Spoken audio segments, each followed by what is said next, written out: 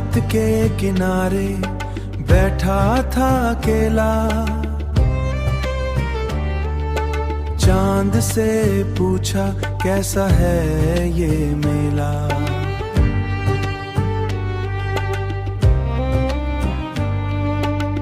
सब पास होके भी क्यों दूर लगते, अपने होके भी क्यों मजबूर लगते।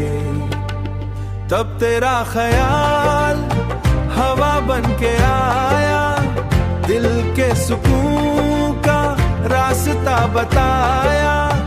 तेरी आवाज जैसे सर्दी की धूप, सर्दी की धूप। तेरी याद जैसे खामोश रूप।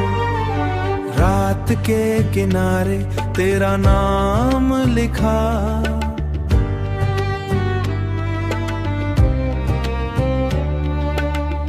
दिल के अंदर एक गीत सा दिखा।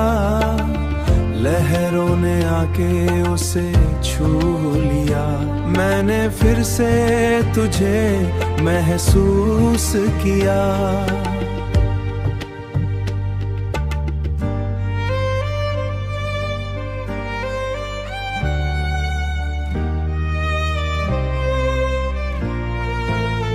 उनमें ही छुपा था पूरा सफर, मैं रेत पे बैठा यादों को गिनूं। हर सांस में तेरा ही जिक्र चुनूं।